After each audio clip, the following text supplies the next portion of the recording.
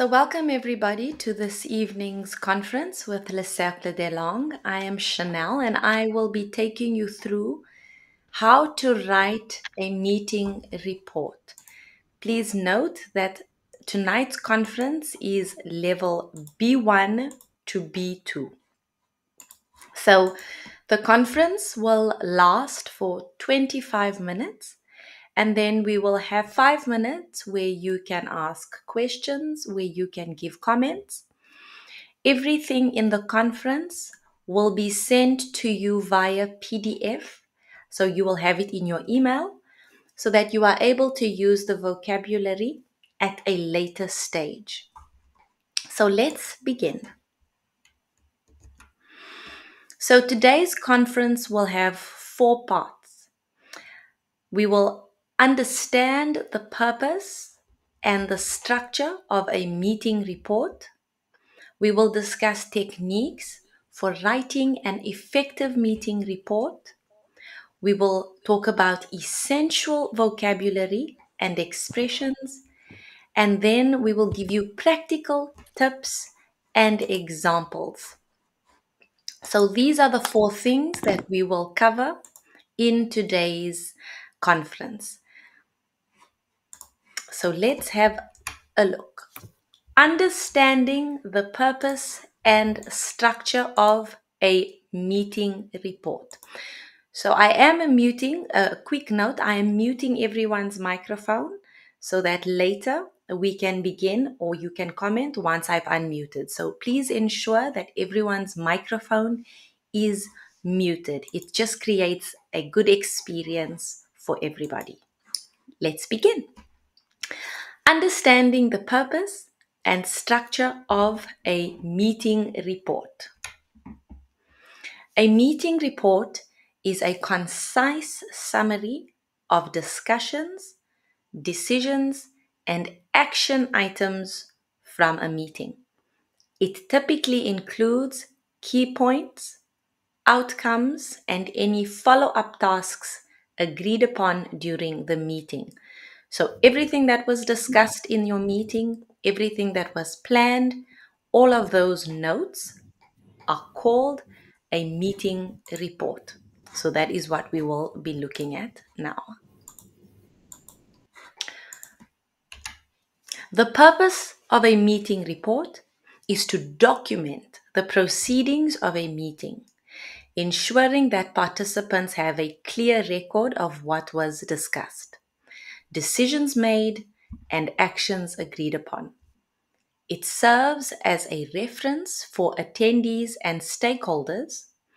It helps track progress on action items and facilitates communication and accountability. So what does it mean when we say it facilitates accountability? It means that if you said that you are going to do something in the report, it is documented, and afterwards you say, oh, but I did not know. That means in the report there will be proof that certain things were said. So it holds people accountable. A meeting report usually has the following items. So you will find the title and the date. You will find who are the participants. So who was in the meeting. You will find agenda items.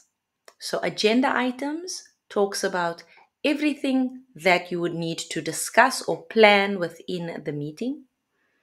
You then have discussions and decisions. Action items. So items are things that you have to put into action. You have a plan, things you have to do. And you have the conclusion and the next steps. Techniques for writing an effective meeting report.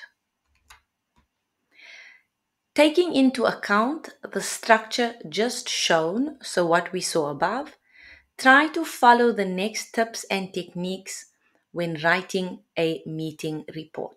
So always take notes. So for those who have just joined us, remember we are talking about the title and the date, the participants, the agenda items, discussions and decisions, action items, conclusion, and next steps. So we take all of these into account when we are now writing the report.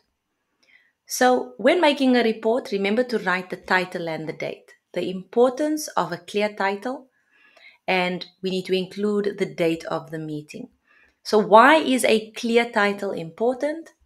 A clear title is important because then if you have 10 meetings, you know exactly what has happened in every single meeting. And because it is clear, you will know what you may reference. You will know what the meeting was about. With the participants, you have the list of attendees, you have roles and designations, and you highlight key stakeholders. So that means you have your list of people who attended the meeting. What is their role in the company? Are they the manager, the accountant, the CEO? So what role do they play in the company? And then you highlight your key stakeholders. So generally key stakeholders do not have a part in the company or a role, but they are purely there based on shares they have bought in the company or contributions to the company. Agenda items. When making a report, also remember to talk about the agenda items, which make sure each item is listed clearly and include a brief summary. So for example, when we talk about your agenda, we are going to discuss team participation. We need to discuss who has been participating as in the team productively, who has not. We need to discuss, for example, projects that have been put out amongst the team. Where are we with our projects? So we need to list every item and then briefly summarize what is important about each item. Discussions and decisions. We have detailed notes on discussions. Did we agree? What did we not agree on? Points that were made that are very important to remember. And then we have a summary of the key decisions. What choices did we make for the project moving further? What was decided? We also need to include relevant quotes or opinions because it's good to know what the group felt about certain decisions that were made. All of these kinds of details give a good idea of what has happened in the meeting. It gives you a good idea of what was the energy in the meeting. When we note all of this, it's important because in 2 weeks, in 3 weeks, we would have forgotten all of this information. So once you read the report, you understand exactly where we were at that point in time. Action items. Assign responsibilities. Who is going to do what? When we assign responsibilities, there is a note of who is doing what. This allows for accountability if certain items or certain actions are not fulfilled in the future. Specify deadlines. When is it due? We need to specify deadlines, and give details.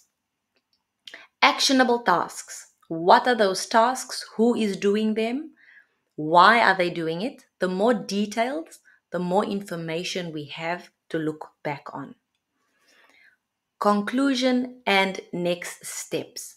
Recap the key points and the future plans or follow-up actions. Why are follow-up actions important?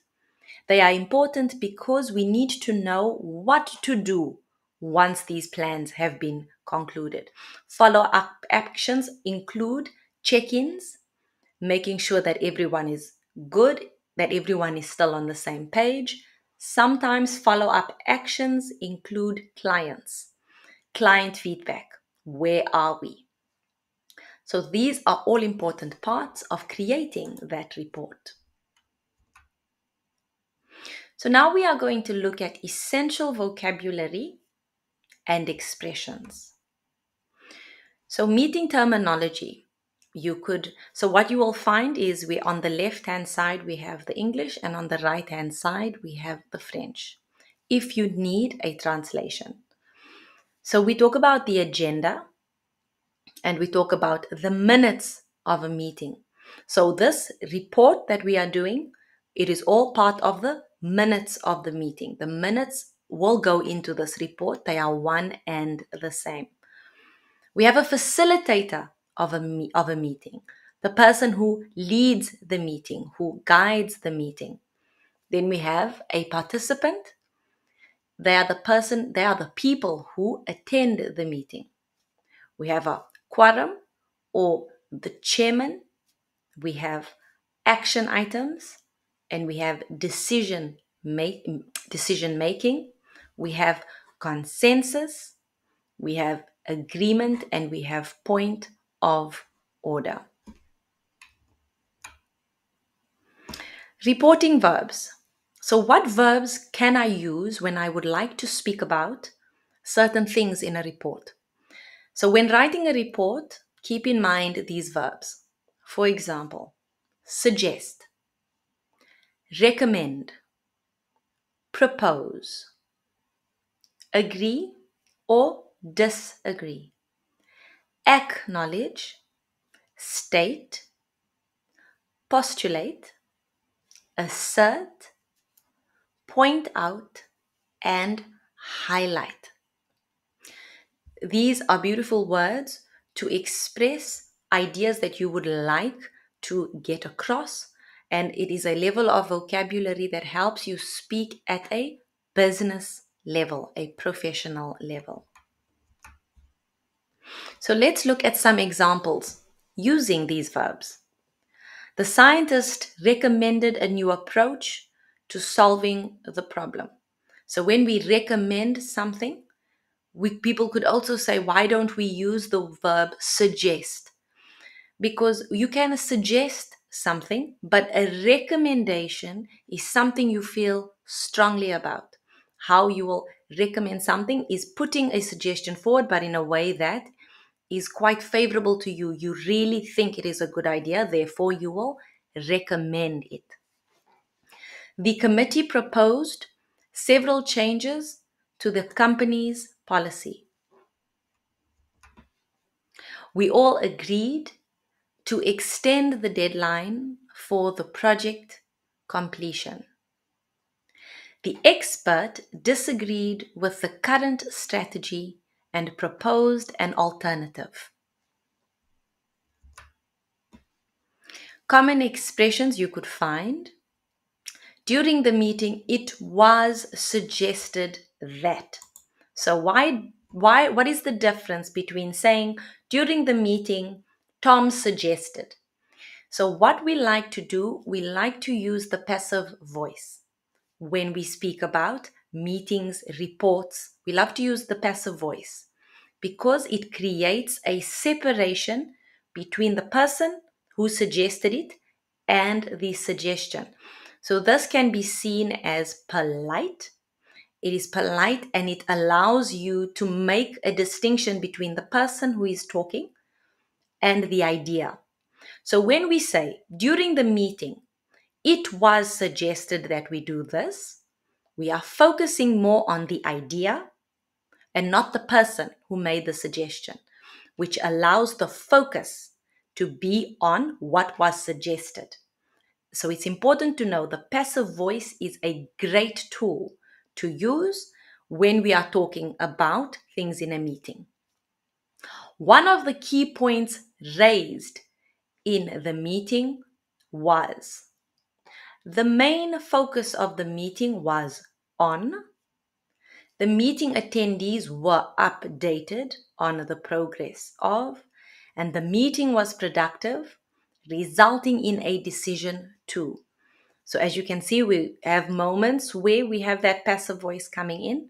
Again, this allows us to focus on the points rather than the people who are making these points.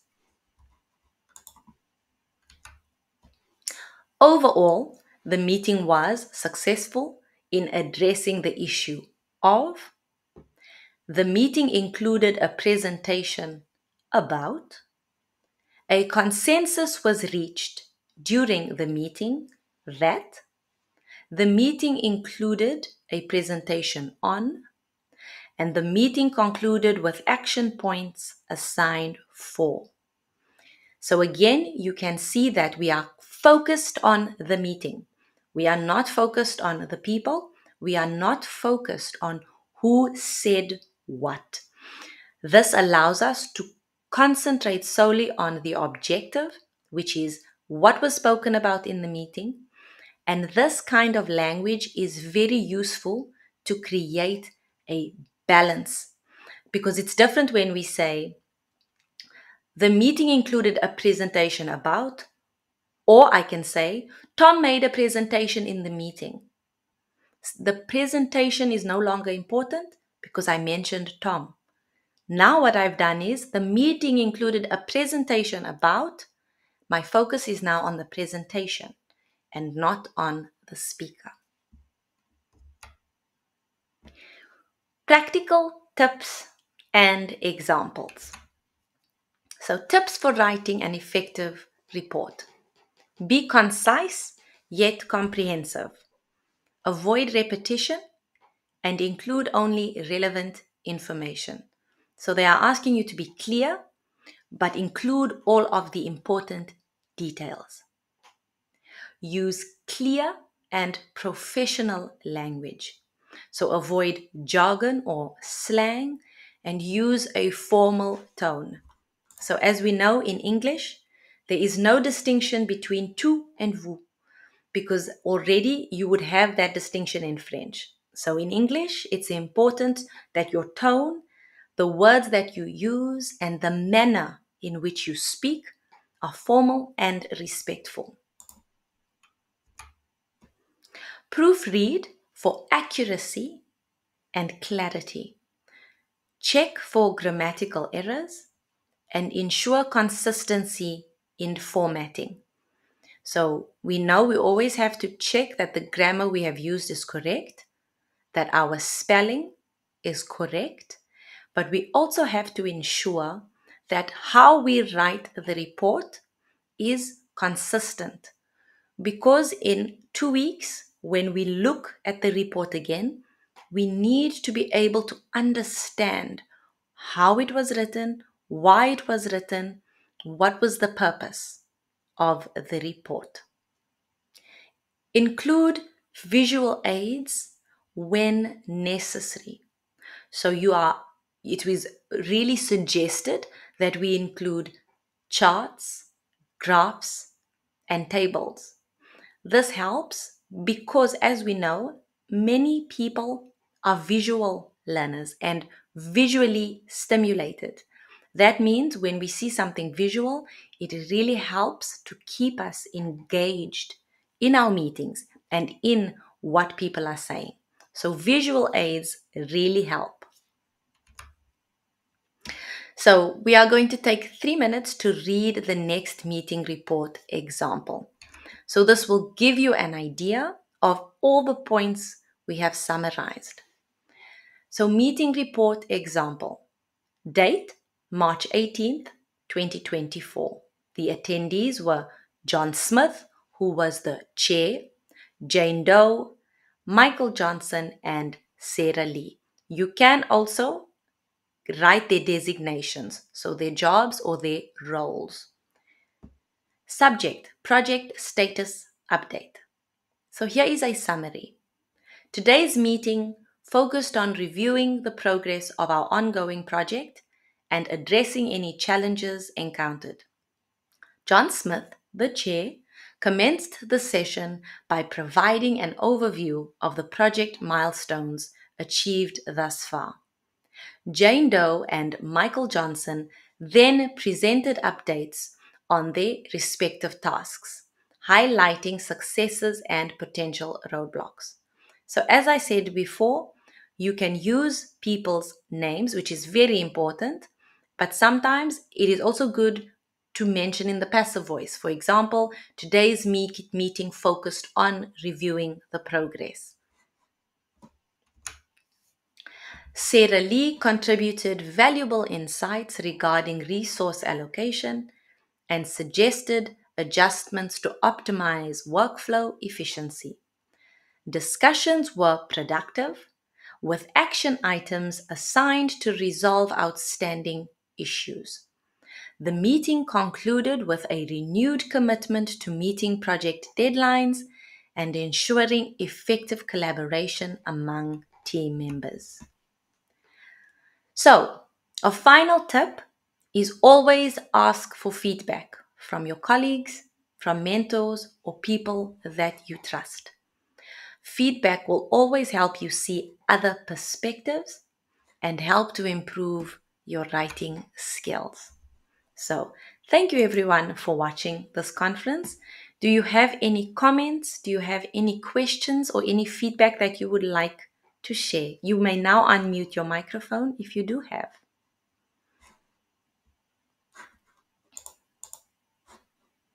No? Everyone is good? That's wonderful. So as I said, you will receive the conference via email. It will be sent to you in a PDF format. So you can have a look at the vocabulary that will be useful for you. That's the most important thing. Find a way to write that works for you. So I'd like to thank everyone for joining me for this evening's conference. And I will see you next week where we will discuss something new. So thank you everyone and have a wonderful weekend. Thank you very much. Thank you, Philippe. Thank you. It was interesting. My pleasure, Stephanie. Thank you, everyone.